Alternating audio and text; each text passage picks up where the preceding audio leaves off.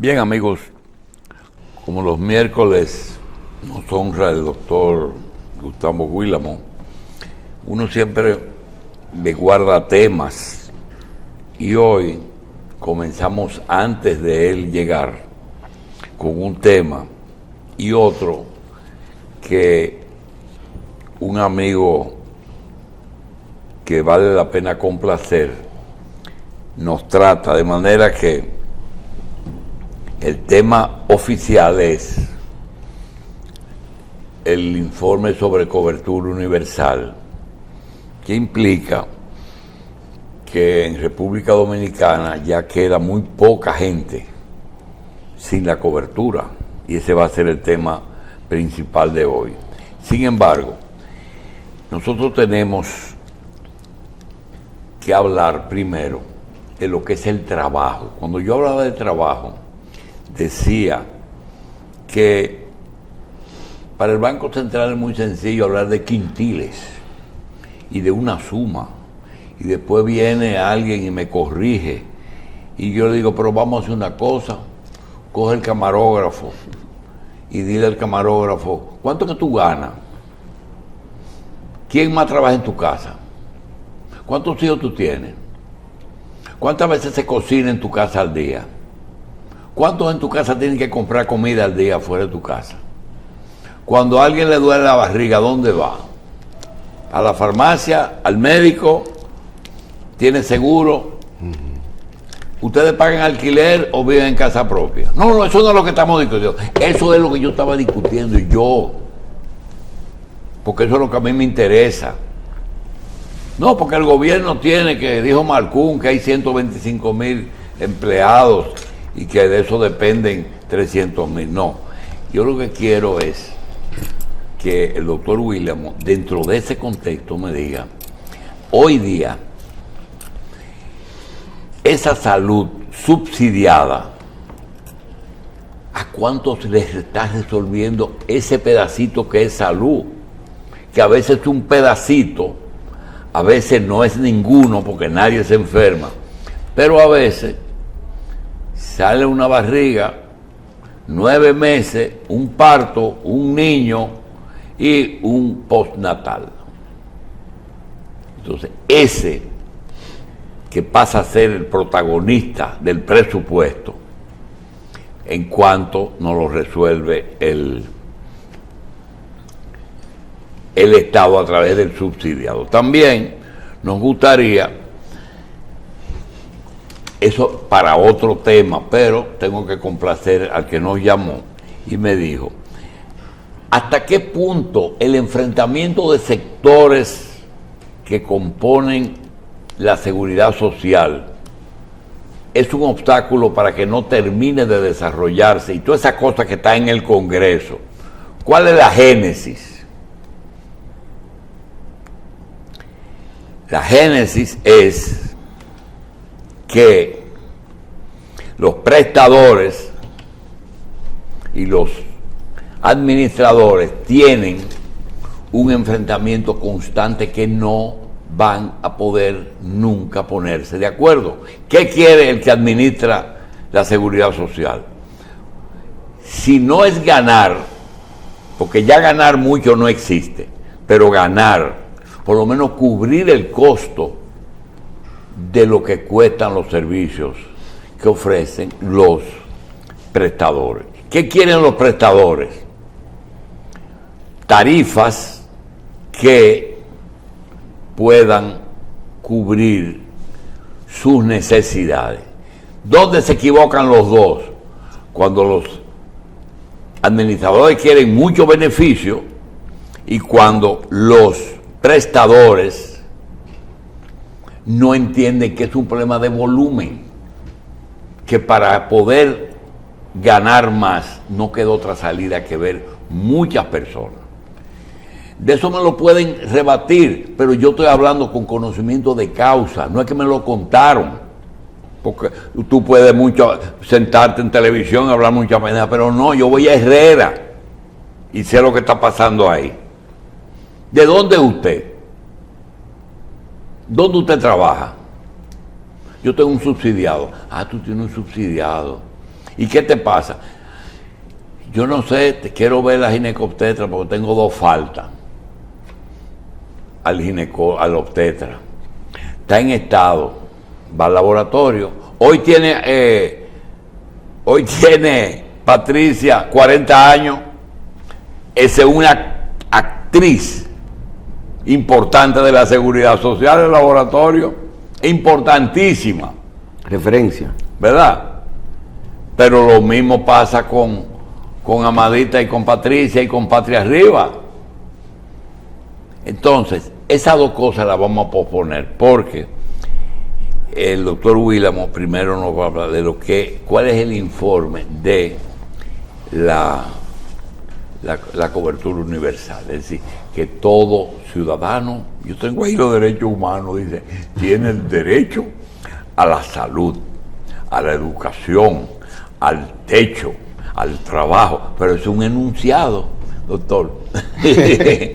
Bueno, nada, buenos días con esa introducción. Yo lo vengo siguiendo desde temprano, los temas que usted estaba abordando, y entonces como que iba articulando un poco cómo íbamos a abordar estos temas, y coincidencialmente con la salida del informe de cobertura universal en sanitaria de la OMS, que habla de verdad de datos catastróficos a nivel mundial. No está hablando de República Dominicana exclusivamente, sino a nivel mundial, de cómo ha habido un retroceso en el avance hacia la cobertura universal sanitaria o en salud, porque básicamente también todo lo que tiene que ver con acceso a servicios.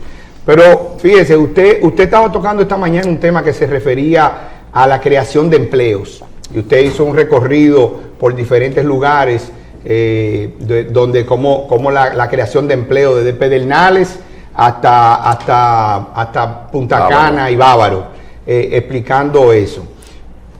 El sistema de seguridad social ha tenido que crearse, como no se creó un solo modelo de financiamiento, sino que se creó un modelo de financiamiento que se sustenta por un lado en los trabajadores formales que aportan ellos y sus empleadores, y que se llama el régimen contributivo. Como hay una gran cantidad de personas que no tienen capacidad de aportar, creó un régimen subsidiado y dejó gente que no tiene un empleador formal, pero que tienen capacidad de compra, de aportar, que le llamó contributivo subsidiado, que ese ha sido un gran hueco, un gran bache que ha tenido en la aplicación de la ley históricamente, por decisiones que han faltado tomar desde el Consejo Nacional de la Seguridad Social. No estoy hablando de hoy, estoy hablando de los 23 años que tenemos que se aprobó la ley, 22 años que se aprobó la ley, y todos los baches que han habido ahí. Pero fíjense, la capacidad de financiar el sistema depende de la cantidad de personas que tengan empleos formales. Por eso los gobiernos tienen que promover políticas que puedan generar empleos, y entonces la gente va a financiar, a autofinanciar su seguridad social. Y usted decía algo muy importante, pero son empleos privados, porque no puede estar todo el mundo financiado en un empleo a través del gobierno. Y claro, los gobiernos son grandes generadores de fuentes de empleo porque tienen muchas estructuras, pero el sustento de una economía está en el tren productivo que lo genera la empresa privada, el empleo privado. Entonces, mientras menos empleos se creen o se pierdan empleos, el gobierno está en la responsabilidad de financiar a los que no tienen el empleo formal a través del régimen subsidiado. ¿Por qué? Porque esa es la compensación que tiene que hacer por no haber generado las políticas adecuadas para que puedan haber los empleos que le permitan a la gente autofinanciar, entre ellos y sus empleadores, en el tren productivo nacional, su acceso a la seguridad social, que no es solamente salud. Recuérdense que estamos hablando también de todo lo que sería el aporte a las pensiones, para que a largo plazo la gente pueda tener una pensión con la que cuando termina su vida productiva pueda sostenerse de manera digna. O sea, que ese andamiaje está ahí. Pero yo pensaba mucho también en lo que son los sistemas de protección social, donde la seguridad social es solamente una pata. de la protección social. Dividámoslo como si fueran en dos grandes patas, que son una seguridad social, donde usted tiene acceso a servicios de salud, pensiones, riesgos laborales, puede tener derecho de cesantía, algunos otros beneficios dependiendo cómo se estructura ese sistema de seguridad social, pero también tiene del otro lado todo lo que son los proyectos que están financiados con con aportes o programas de transferencias económicas que implementan los gobiernos. Y ahí es donde entran los subsidios al salario, los subsidios a la escuela, los subsidios al gas, como son el bono gas, subsidios a estudiantes, subsidios a vivienda, subsidios para los ancianos. O sea, esos son los programas de transferencia condicionada, que como se les llaman. Entonces, esa es la otra gran pata de un sistema de protección social. Y la gente siempre ha cuestionado, bueno, pero no estamos creando vagos si estamos generando muchos programas de transferencia condicionada. La idea es que esta gente se envuelva en algunos modelos, como son tener los hijos en las escuelas, que los hijos puedan entonces salir de ese ciclo de la pobreza en el tiempo y entonces pasen al otro lado donde están en la vida productiva y se puedan autofinanciar. Pero este lado de los programas de transferencia condicionada es una responsabilidad que tienen que asumir los gobiernos, porque han sido incapaces de generar las políticas que garanticen el empleo. Y en algún momento hablé, ¿verdad?, que el sistema de seguridad social está sustentado mucho en la tesis keynesiana de Keynes, de que hablaba en aquellos momentos de los 40, 50, del pleno empleo, es decir, que todo el mundo era empleable. Recuérdense que hubo una época, como cuando se inician los sistemas de seguridad social, como empezó en Alemania, donde lo que habían más ofertas de empleo que personas que lo hicieran. O sea, que salir de un empleado daba trepito porque él iba a conseguir trabajo en cualquier sitio. Y también había un tema donde la gente moría en el trabajo porque no habían las condiciones adecuadas para proteger su vida o su salud. Y eso, entonces empiezan a crearse los sistemas que tienen que ver con la protección laboral, como son los seguros de riesgos laborales. Entonces, cuando vienes aquí a nuestro modelo, ¿verdad? Nuestro modelo tiene un sistema que está basado en la cobertura universal. La cobertura universal, y ahora mismo estamos cumpliendo con gran parte de eso. O sea, ¿por qué? Porque tenemos 98% de la población dominicana que tiene un seguro de salud a través de la seguridad social. 98% de la población dominicana, es decir, estamos hablando de alrededor de 10.4 millones de personas que tienen un seguro de salud, sea tanto en el contributivo, donde tenemos 4.600.000 personas, o en el subsidiado, donde tenemos alrededor de 7,5 millones de personas. Entonces, ahí ya estamos completando, porque las personas que faltan por estar en un seguro son aquellas que no tienen un tema de documentación, más que todo. Y probablemente dentro del país, cuando levantamos el censo, también estarían extranjeros que no están legales en el país. Y no nos estamos refiriendo solamente a los haitianos, porque aquí hay muchos haitianos que están dentro del sistema porque están legales, están trabajando y tienen un empleador formal. Pero nos estamos refiriendo a otras migraciones que han sido muy fuertes en los últimos años hacia el país, sobre todo de Centro y Suramérica. Entonces, ¿qué nos dice la OMS cuando hace su informe de cobertura universal? Y primero, ¿por qué la OMS habla de cobertura universal? Hace ya alrededor de una década que la Organización Mundial de la Salud empezó a promover que los sistemas sanitarios estuvieran sustentados en coberturas universales. Modelos de seguros, no tienen que ser modelos de seguro privado. Nosotros elegimos como país un modelo que tiene las administradoras de riesgo de salud. Pero otros sistemas, como son el español, el inglés, el canadiense y la mayoría de los países europeos, tienen modelos que están sustentados en sistemas nacionales de salud. O sea, donde hay el Estado tiene aquellas grandes instituciones que son las que administran todo el financiamiento de los servicios de salud de su población. Ese es un modelo. Y el nuestro, que elegimos, a propuesta también de los organismos internacionales que nos estuvieron asesorando al momento del diseño de nuestro sistema, que está sustentado en que siguiera la participación de las entidades que ya estaban en el mercado, como eran los seguros de salud en aquellos momentos, las iguala, solo que convirtiéndolas en administradoras de riesgos de salud. Ahora, ¿dónde está, dice la OMS, el gran fallo? No es solamente que alrededor del 50% de la población ahora mismo no tenga acceso universal a la salud, sino también en el incremento del gasto de bolsillo que está teniendo la población. Entonces, cuando nosotros tomamos el sistema dominicano, nosotros estamos hablando de cobertura universal en salud, pero sabemos que no hemos podido disminuir lo que se llama el gasto de bolsillo. ¿Por qué? Porque el sistema, y este es el tema que más le apasiona al doctor Julio Jacín, no está sustentado en lo que fue diseñado, que es la atención primaria y los niveles de atención, donde se garantice que las personas tengan un cuidado coordinado de su salud y entonces puedan hacer uso eficiente de los recursos que tiene el sistema.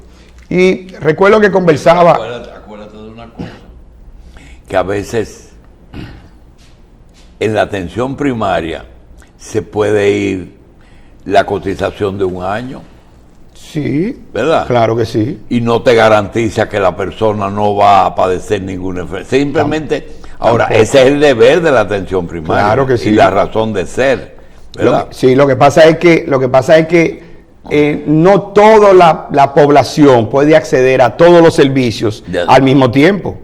Porque es que el financiamiento no alcanza en ningún país del mundo. Y existe aquello, ya hay experiencia de que los que no lo usan a veces financian al que lo usa. Bueno, es que todos los sistemas de seguro están financiando así. De hecho, los vehículos también están financiados así. Los que no chocan, los que no se los roban, son los que financian a los que chocan. Y si usted tiene un carro de lujo, un carro de alta gama, y tiene un accidente catastrófico y cuesta 600,000 pesos reparárselo, ¿usted ha pagado 600,000 pesos de seguro? No, se lo están pagando probablemente con todos esos seguros básicos que han vendido de los que no tuvieron ningún reclamo. Entonces, ese es el modelo del seguro. Eso no es ni bueno ni malo, esto está diseñado para que funcione de esa manera. Sí, en estos días hemos tenido contactos muy frecuentes con personas que ya que tienen parientes en edad muy avanzada y que quizás están requiriendo servicios de salud que requieren grandes inversiones y no todas las ARS le dan esa cobertura, por ejemplo, para un tratamiento de una persona que tiene que incluso tener un equipamiento especial a su disposición. Entonces, esa no es una de las patas flojas que le puede quedar al sistema de seguridad social. La previsión de salud para las personas de la tercera edad. Oh, sí, no, de verdad, las personas de la tercera edad han sido las grandes desatendidas, independientemente de que nuestro sistema, oiga esto, doctora. O no fueron tomadas en cuenta desde un principio. Hace apenas unos años teníamos proporcionalmente, teníamos menos niños afiliados dentro de su población que los viejos. O sea, los viejos estaban prácticamente casi al 100% de toda su población de mayores de 65, mientras que teníamos niños menores de 5 años que en un momento teníamos el 60-65% solamente afiliados. O sea, que la gente no lo tenía dentro de la cobertura. Algo paradójico, porque de hecho un seguro, el que más le interesa tener son niños de 1 a 5 años o de 5 a 15.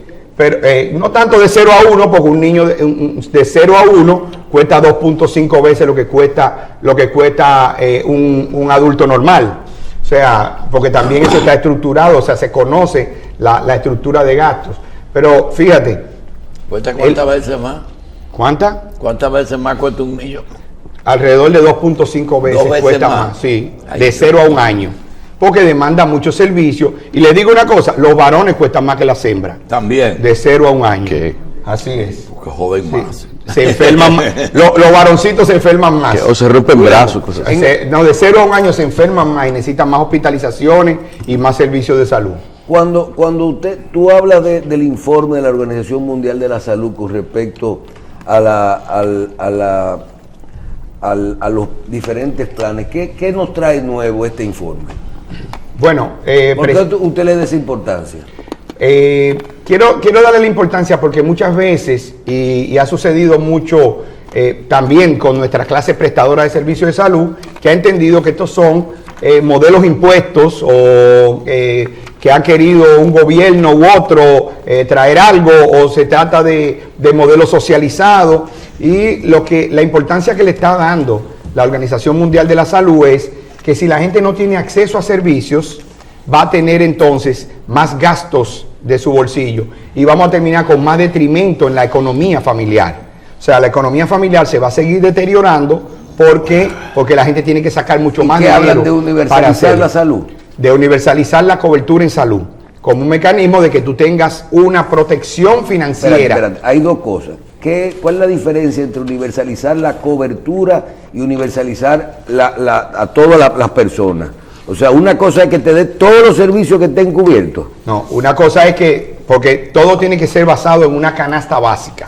¿Cuáles son los servicios esenciales? O sea, la cobertura universal en salud no se refiere a todos los servicios de salud que pueda demandar una población. Eso no existe en el país más rico del mundo. O sea, ningún sistema entre todos los europeos nórdicos que tienen sistemas ya mucho más avanzados y donde la inversión del Estado puede rondar hasta el 11 y el 12% del PIB en la atención en salud de su población, no tienen acceso absolutamente a toda la tecnología y absolutamente a todos los medicamentos que van saliendo de manera constante.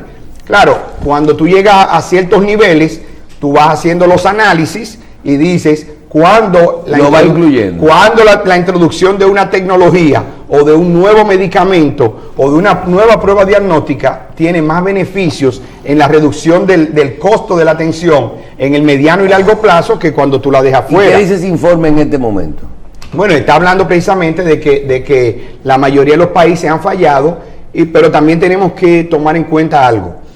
La pandemia que puso al desnudo los sistemas sanitarios de todo el mundo y la capacidad de atender a las personas, y que además volcó todos los recursos que existían a atender de manera exclusiva a los pacientes infectados de COVID.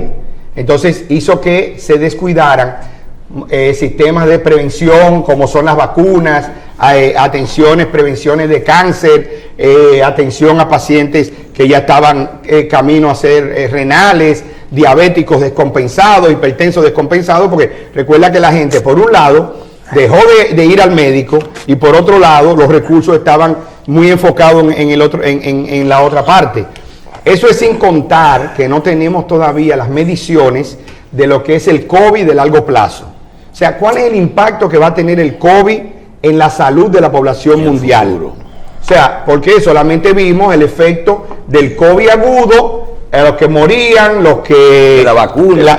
Más entonces la inversión en vacuna, que ha sido importante, porque redujo esa carga. La secuela donde más se orientan, que son a los problemas no solo respiratorios o coagulatorios, donde nosotros no sabemos en este momento si la alta tasa de pacientes que están haciendo problemas de coagulación, de cardiopatía, de infartos, o que están necesitando angioplastías y cateterismo, están sustentados grandemente en pacientes que son post-COVID, porque también tendríamos que tener un estudio más estratificado. Quisiera parar un poquito porque tenemos una ayudita que le vamos a dar, que es la Sociedad Dominicana de Cardiología. Hablar de eso justamente.